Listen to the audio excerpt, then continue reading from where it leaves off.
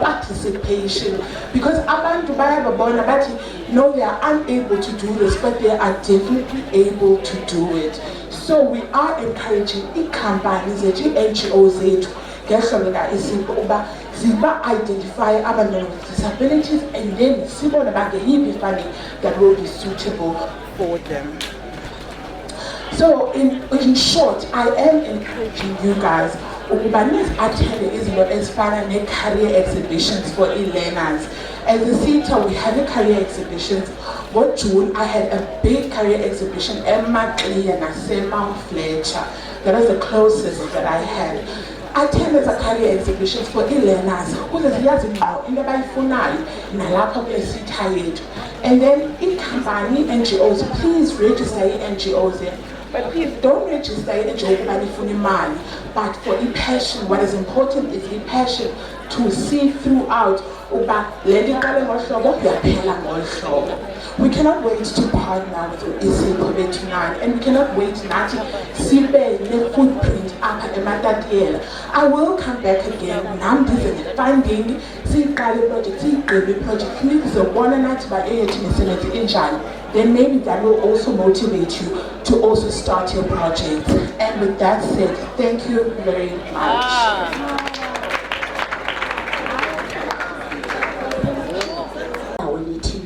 So ke ngoku xa uzawuthetha nami uthi mandijonge phansi uzawugqiba uthi ndiyakudelela andiyenzi into efanele uthi mandiyenze, kanti yi-communication barrier.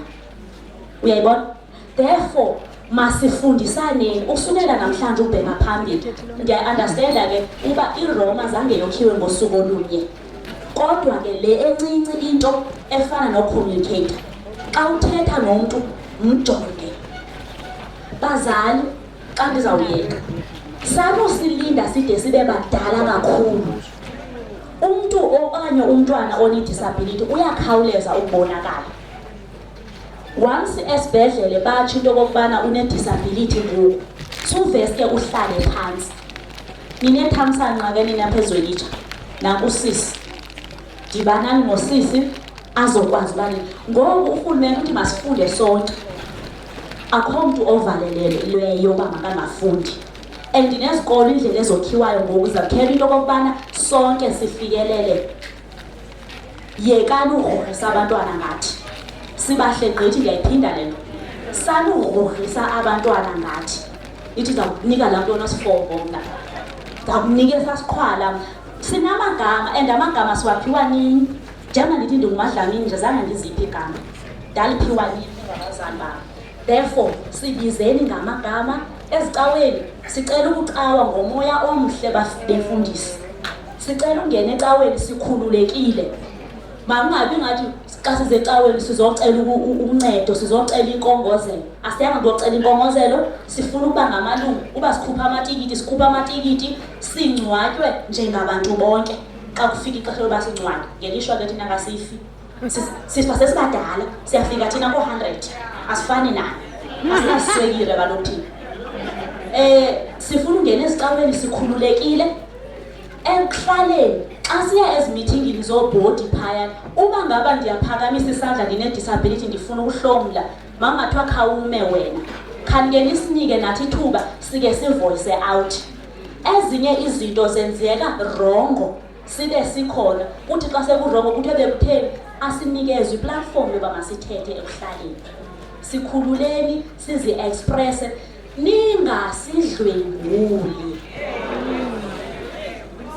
Ningasidlwenguli. Amadoda, shem madoda, khani sixoleleni mani. Andibhekisanga kuthi sodwa ke ngoku sine-disability, sembhekisela nabantu abangomama nabantwana. Bethuna ndicinga uba niyathathwa nisiwe esikolweni kunala yunivesithi enisiwa kuyo. Ndicinga uba nifundisa into ezirayithi phaya, kodwa iyasimangaza into okokubana xa senibuya kula yunivesithi into ezifike zisenzeka. This morning xa bendidrayiva ndiza kwelicala ndigqithe eKokstad, unentombazana, umntwana ngoku asonantombazana una-10 years, udlwengulwe indoda ena-40 years. And you would ask yourself a question, lo muntu is 40 years old, apha amantombi wakhe aphi iphi inkosikazi yakhe, baphi abantu abalingana naye to a 10-year-old. Ipenisi zethu madoda ngicela sihlale kwindawo efanelekileyo, zenze into efanele ziyenza ngexesha elirayithi ebantwini abarayithi. Ingakumbi ke ngokuthina esinedisability esingazikwazi nokubaleka, ngoba once nisivalele imilomo kuphelile ngathi. Ngoba kaloku once ufika undivala umlomo, eyona nto bendithembele ngayo, ndizofika nini enyaweni bandibaleke ndofika phaa. Sincedeni bantu abangootata, sincediseni befundisi, sincediseni zinkosi, sincediseni. Siyaphela ngala madoda, hayi kona ukunithanda sizawunithanda ngoba kaloku nina le nto singenayo, kodwa ke mayisebenze ngendlela erayithi ebantwini abarayithi. Enkosi.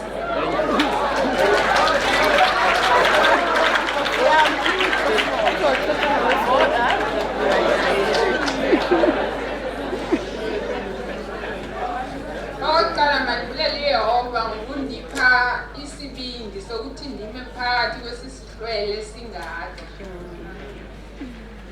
Igama ndinguNoloyiso Ndobe. Ndizawuqala ngokubulisa utata uNkosi uMagali osiphe lo mhlaba singabantu abakhubazekileyo.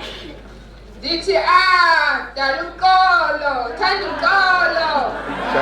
Uxolo yonke loo nto sizwa usirayithi. Ndisitshoyo ndisothula umnqwazi. Ungakhali kaloku uthe awukukhala. Ungakhali. Ubuye. Sibulisa bonke abantu abakhona ngenxa yexesha. Ndime apha ndimele i-Disability Forum yaseMatatiyela.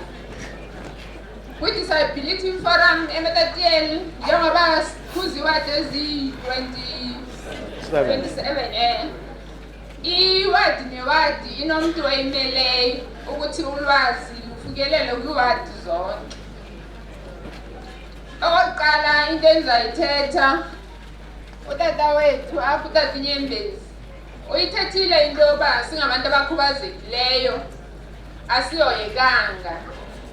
Ndiyingqina loo nto. Ndingomnye wabantu ohlukumezeke kakhulu apha eMatatiyela. Eyam inkubazeko kuthiwa yi-elephantiasis. Umlenze lo waserayithi mkhulu kunalo, andizalwanga nawo. Into eyenzekayo kule ntlukumezo yam apha ezivenkileni xa ndingenile ndihlukunyezwa ngoo-security, ndingazi noba iikhamera azikho na kwezi venkile. Ukuhlukumeza kwam kuqale ngo-2008 ngo-August 9. Ndayiripota ingxaki yam kwamasipala njengoba senditshilo uba singabantu abakhubazekileyo asihoyekanga, asiphili nenkubazeko, sikhubazekile. Kangokuba uqonde ayingeni kwa utata wethu isikolo ngoba ndisoloko ndisitsho naye ithe xa ethetha wathetha ngabantu abaphila nenkubazeko, ngamalungu la akhubazekileyo. Inkubazeko ayikho gazini, into ophila ngayo into efana neswekile isegazini, i-HIV njalo njalo. Thina sikhubazekile asiphili nenkubazeko. Njengoba ebeseyitshilo ke u-Andisa apha ecaleni kwam, uMiss K apha ecaleni kwam, ngoba xa kufuneka sisiqengqile isilungu siyasiqenga. Nangona ixesha elide ke abanye bethu njengam lo ndiligqibe ezibhedlele, phantse zonke nje izibhedlele zalapha ngoba ayinyangeki le condition yam. Xa ndiza kule nto engahoyeki ndakhululiswa ngamadoda amabini kwaShoprite, lo esenguspa kulaa counter yakhona kwakulicango ngapha kunefestile apha. Ndandijonge ngumntu wonke kusithiwa ndilisela. Xa mayitsho ke ndingazi noba sislogan sesupermarket zonke yindlela enginxiba ngayo. Kuthiwa i-shoplifters nxiba njengami into ezinto. Banxibe i-tracksuit ezinegata bahlohla izinto. Andazi ke nami noba ndishota emlenzeni oyi-1. Ndaphinda futhi ngo-2014 kule ndawo yokungahoyeki yaripota yafikelela kukhansela wayekhona ngelo xesha. Saya kwaShoprite kwathiwa kuzawudibana imanagement ye-security company nayo ukhansela nam yaphelela esithubeni. Ndaphinda futhi ngo-2014 ndaphinda ndakhululiswa futhi kwaBoxer. Ndibile nakhona kodwa ayidifumaneke le nto endiyileyo, kufumaneka lo plans. Ndahamba ndayoripota apha e-police station eMatatiyela. Zange ndiphatheke kakuhle e-police station. Kwathiwa ukhubazeke abantu besebenza umsebenzi wabo mos. Ndahamba ngelo xesha kwa-SPU sasinosiphokazi Sitsheke owaye-coordinator ye-disability. Usiphokazi Sitsheke wathi sisima sihambe se-police station. Xa sifike e-police station wacela u-station command wafika wamcacisela yonke imeko. Kwakungona kuvulwa i-case ngoba sendive nosiphokazi. Usiphokazi akakhubazekanga, elami ilizwi alivakali ngoba ndikhubazekile. Yavula i-case, ndayifumana i-case number, ndafowunelwa ndaxelela uba ngubani ophethe icala lam. Ndizawuxelelwa imini etyala. Yayisivele ngoJulayi sendiyafowunelwa kuthiwa umantshi ulichithile ityala. Ndithi kanjani ndingaziswanga? Yabe iphelile kanjalo. Umasipala wami uyazazi zonke kodwa zange ndincediseke. 2020 nge-1st kaJuni yandiphinda kwaClicks yona yandivisa ubuhlungu kakhulu ngoba ndangena kwaClicks ndajonga ndangayifumani endiyifunayo. Ukuphuma kwami andiphumanga kweli cala lakwaSpam. Abantu baseMatatiyela bayayazi mos le ndawo. Ndaphuma ndaya ngase-One Price ndayoqobha phaa. Ndemka ke ngoku ndisiya phaa kulaa khemesti kwaShoprite. Xa ndizawungena kulaa passage ndingumntu ondibethe egxalabeni ngusecurity wakwaClicks. Ndiyacela wakwaClicks i-distance engako ndijike nalo mfana siye kwaClicks. Xa sifika kwaClicks ndisiwe ngasemva. Xa ndifika ngasemva umfana we-security athi, mama into endicela yona andithi ubile okanye kutheni qha awuhambi kamandi. Awuhambi kamandi caba ke thina abantu abaqhwalelayo kukhona indawo ongafanelanga sizingene kuyo. Ndithi ke mna yazi ke uyibeka ngolunye uhlobo andihambi kamandi. Ndithi ngo-89 ndandingu-Miss Thulan JSS ndandihamba kamandi.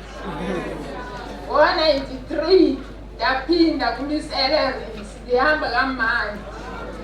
Ekupheleni ka-93 xa ndizawuqala ukungaphi. Sendisitsho ukuba zonke ezo zinto ziphelela nje. Ngelo xesha xa ndiyithetha ndizawuncediseka ayizide iphelele esithubeni kude kube nanamhlanje. Akho ncedo endifumanayo kodwa ndiyaqhubeka ndiyahlukumezeka. Kodwa ke ngamandla kaYehova ndiyakwazi ukuthi ndincede abanye abantu abakhubazekileyo. Andifuni ukubona umntu esengxakini. Xa esengxakini ndiyakwazi ukuthi ndincedise. Oomamtsubiyana naba ndiyabafunela abantu i-wheelchair bahlale nangoku ndinomntana apha endize nayo i-wheelchair nandiya phaya naye ndamfunela i-wheelchair. Into enzekileyo ke esisimanga njengoba silapha kwisipho samaHlubi uSisimale ndimbiza mama uthi wathi esiva istory sam wandicela ecaleni wathi noloyiso bendisaqala ukuthetha nawe nyhani wathi ke uyandibona uba ndidinga i-counselling bendikhala kakhulu bendikhala lide eli xesha ndilithetha apha kodwa kungekho nto etithitshi uba ndathi ndiyakhala ndadibana nosisimaleko usisimaleko wandipha ile nto i-counselling ndisoloko ndisiya phaa ndafika ndilila naphaa wathi hayi sisi ulilile wanele oko ulila naphaa ndimane ndisiza ke apha naxa kukhona into mhlawumbi endihlulayo ndimfonele athi nasebusuku sisi xa usithi khala undiffonele undikhalele uyikhuphe le nto oyivayo apha kuyo enye into endilibele ukuyithetha kule nto yaWhatclicks ndathi xa egqiba uphakamisa nto umlendo lo mntu ngoba ndingabe ile nto amagusha aphela apha emadolweni wathi mama phakamisa wathi ngumlenze lo noba yintoni ndathi mna njengoba ubona wathi phakamisa andiboni ndathi mina kude kuvela ithanga ngoba le nto ndinxiphele edolweni wathi yena ewe azange kube khona uqolo kwathini imaneja engumama ihleli apha ecaleni kwayo istaff saWhatclicks sasehla senyuka bafike bavula ilokha kuhleko kuqhwethuka njengoba ke ebesethile uMiss K uba sinhlekisa thina abantu abakhubazekileyo naye kwezivekile zonke ke xa igqiba kwenzeka le nto istaff siyatshintsha i-management iyatshintsha ube sokuthiwa uPP kanti ke ngelishwa uMiss K bathe sekokused kwaClip wagezeleka ngenxa yam ngoba wayeyendampha kuthiwa nanku itshomi wakho kanti iyabela uyagaqanisa ke uMiss K akathi kusasa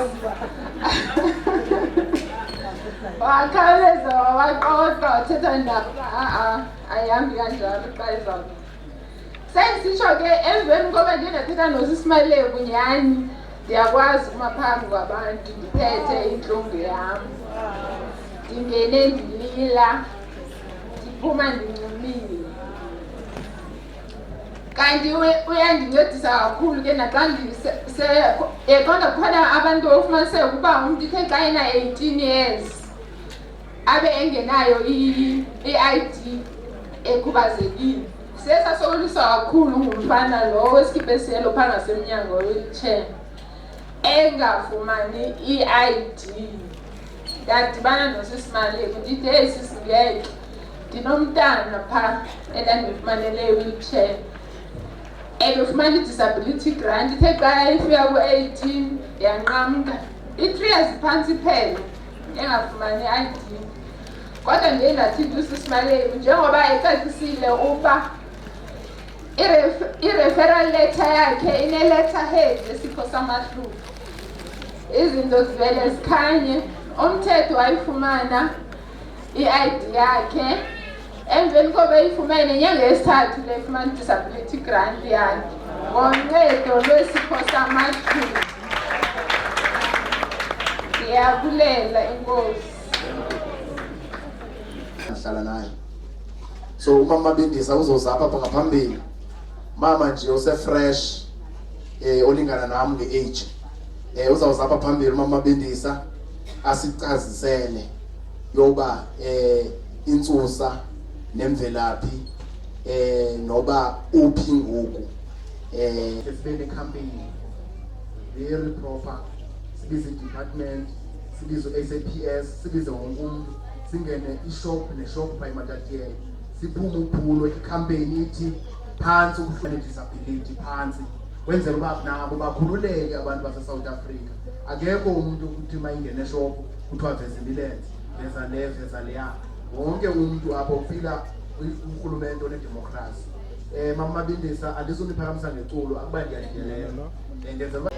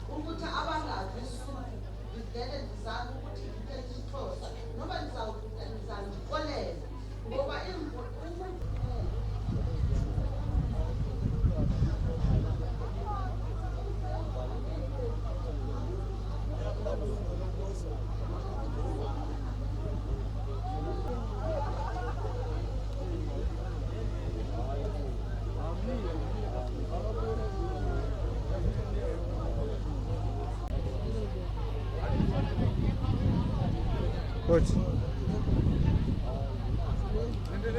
Rural development ayikho apha.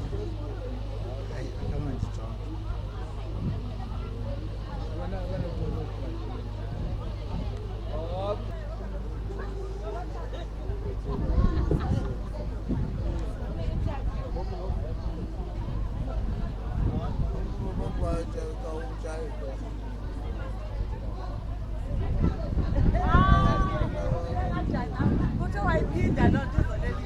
Horrible.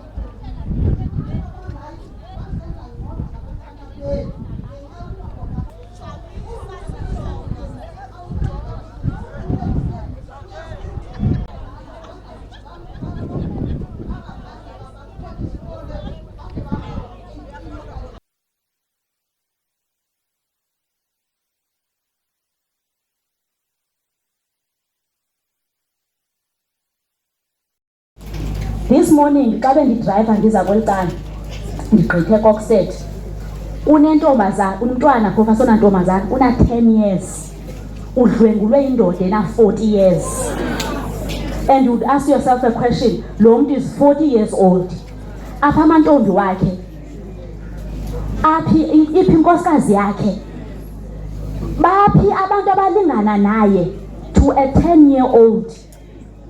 Ipenisi zethu madoda ngicela sihlale kwindawo efanelekileyo zenze into efanele ziyenza ngexesha elirayithi ebantwini abarayithi ingakumbi ke ngokuthina esinedisability esingazikwazi nokubaleka ngoba once nisivalele imilomo kuphelile ngathi ngoba kaloku once ufika undivala umlomo eyona nto bendithembele ngayo ndizofika nini enyaweni bandibaleke ndiyofika pha sincedeni bantu abangootata sincediseni bafundisi sincediseni zinkosi sincediseni siyaphela ngala madoda hayi kona ukunithanda sizawunithanda ngoba kaloku nina lento esingenayo kodwa ke mayisebenze ngendlela erayithi ebantwini abarayithi. Enkosi.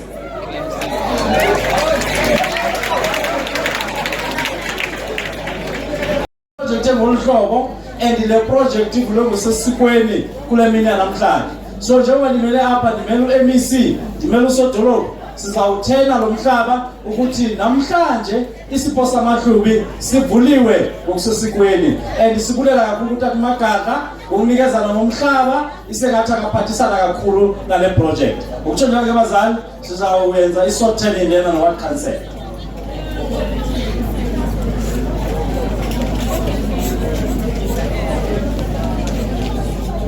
Bayizela ke bazali bayizela.